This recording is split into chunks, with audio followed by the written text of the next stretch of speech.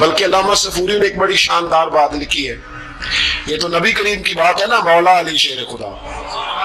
آپ فرماتے ہیں ایک دن حضرت جبریل علیہ السلام نا انسانی شکل میں، جب حضور نے فرمایا نا کہ میں علم کا شہر ہوں، علی اس کا دروازہ ہے، تو فرماتے ہیں جب یہ روایت حضور نے یہ حدیث بیان فرمائی تو حضرت جبریل انسانی شکل میں نا حضرت علی شیر خدا کے سامنے آ کے کھڑے ہو گئے۔ حضرت جبریل امین علیہ السلام کھڑے ہوئے اور فرمانے لگے علی سنا ہے علم کے شہر کے آپ دروازے ہیں، تو مولا علی فرمانے لگے مصطفیٰ کریم نے فرمایا ہے۔ تو کہا اچھا پھر اگر آپ علم کے شہر کے دروازے ہیں تو بتائیں بھلا اس وقت حضرت جبریل کہاں ہے؟ کہتے ہیں جو تو جبریل کو ملنے گئے تھے، تو حضرت جبریل مولا علی کے سامنے کھڑے کہنے لگے بتائیے اس وقت حضرت جبریل کہاں ہے؟ تو مولا علی شیر خدا جب آپ اپنے بڑے کو کوئی بات بتائیں گے نا جن کا ادب کرنا ہو اپنے بزرگ کو، تو پھر آپ فٹافٹ نہیں کہہ دیں گے آپ کو پتہ ہی نہیں۔ یہ مسئلہ ہے، بزرگوں کو آپ نے کوئی بات سمجھانی ہو تو الفاظ کا چناؤ، اور یہ بھی ہمیں شیر خدا نے ادب بتایا ہے، الفاظ کا چناؤ شاندار ہونا چاہیے، لفظ بڑے زبردست تشکیل پانے چاہیے، جملوں کی ترتیب بڑی مؤدبانہ ہو۔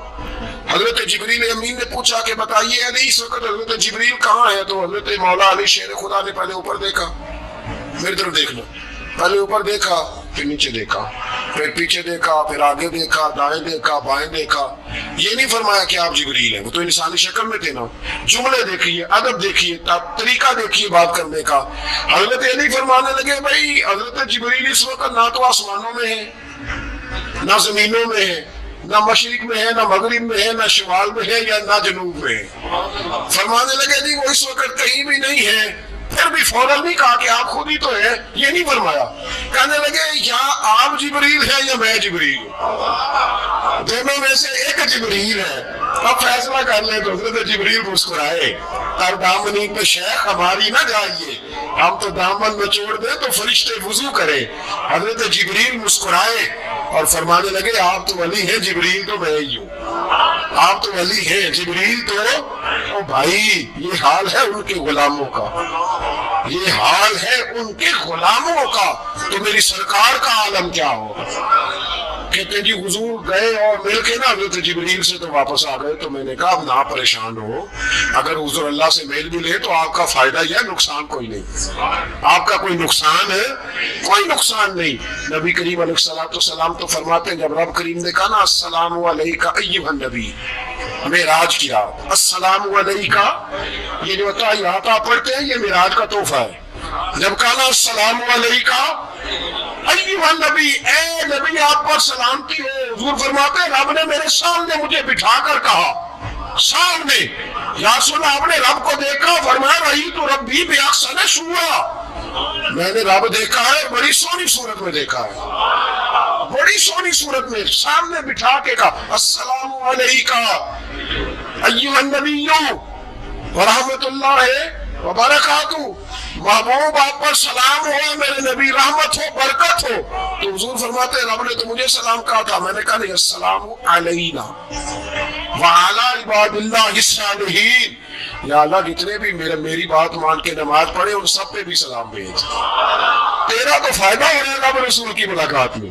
السلام علینا وعلی عباد اللہ الصالحین، اے اللہ جتنے بھی صالح لوگ ہیں ان سب پر سلام ہو، ان سب پر۔ تو یہ تو معراج میں تیری میری بات، علامہ اسماعیل حقی رحمۃ اللہ علیہ فرماتے ہیں کہ 90,000 باتیں کی اللہ تعالیٰ نے اپنے نبی سے معراج کی رات، کتنی؟ اللہ اکبر۔ مزیدار بندہ مل جائے تو باتیں کرنے کا مزہ آتا ہے، شرط یہ ہے کہ بندہ پیار والا ہو، لیکن اگر بندہ اس طرح کا ہو کہ جس نے ہر بات میں ٹینشن ہی پیدا کر دی ہے تو اس کو دل کرتا ہے کہ بندہ دعا دے کے کہے کہ یہ آپ تعویذ لے جائے تو 21 دن کے بعد دوبارہ آئیے گا۔ یہ ہوتا ہے۔ میرے ایک بزرگ تھے، کچھ لوگوں کو تعویذ دیتے تو کہتے 3 دن کے بعد آنا، کچھ کو تعویذ دیتے تو کہتے 21 دن کے بعد آنا۔ میں نے ان سے کہا اب یہاں 21 دن والا ٹینشن نہ لے لے کہ 21 والا شاید تعویذ ہی نہیں ہوتا ہے، لیکن وہ محبت والے تھے نا تو تربیت کرتے تھے باتوں کی۔ تو میں نے اس بندے کے سامنے پوچھ لیا، میں نے کہا حضرت صاحب تعویذ ایک ہی ہے، اس کو 3 دن کے بعد اور اس کو 21 دن کا وقفہ، کہنے لگے یہ مجھے ٹینشن بڑی دیتا ہے۔ اس کے سامنے کہنے لگے تو بیٹھا تھا میں نے 21 کہا ورنہ میں نے 121 کہنا تھا تو بیٹھا ہے. بندہ دیکھے نا بات کرے آپ تو تھوڑا سامنے والے کو بھی سنے, تھوڑا اس کی بات بھی سنے, بوجھ نہ بنے. تھوڑا آپ دیکھیں غور کریں, کسی بھی محفل کے اندر بوجھ نہ بنے. آپ کوشش فرمائیں کہ ترتیب اس طرح کی ہو کہ سامنے والا پسند کرے آپ سے بات کرنا. مسلمان تو پھول ہوتا ہے, وہ جہاں جاتا ہے خوشبو ہی چھوڑ کے آتا ہے. ایسا نہ ہو کہ مطلب آپ آئے تو کہیں جو مجھے تو کسی نے ریسیو ہی نہیں کیا, میری تو اہمیت ختم ہو گئی, کوئی پروٹوکول ہی نہیں ہے, کوئی پوچھنے والا. اس سے نقصان ہوتا ہے, اس سے سامنے والے کو بھی آپ پریشان کرتے ہیں, اپنے آپ کو بھی. کوشش فرمائیں. دیکھیں نا اللہ رسول کی ملاقات بھی ایک رات کی اور 90,000 باتیں. اور علامہ اس میں لکی فرماتے ہیں کہ رب کریم نے فرمایا محبوب 30,000 نہ ساری امت کو بتانا.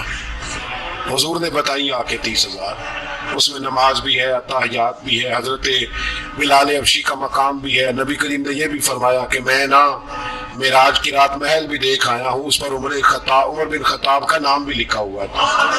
30,000 باتیں حضور نے آ کر بیان فرمائی اور کہا محبوب 30,000 باتیں نا خاص لوگوں کو بتانی, خاص کو. ہر بندے کا ہاضمہ درست نہیں ہوتا.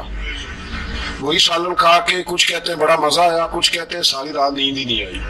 حالانکہ معاملہ ہوتا ہے ہاضمے کا. ہر آدمی درست ہاضمہ نہیں رکھتا تو لوگ ہاضمہ صحیح کرانے کی بجائے سامنے والے کی ہانڈی صحیح کراتے رہتے ہیں. اس کو کہتے رہتے ہیں کہ تو لہسن زیادہ ڈالا کر.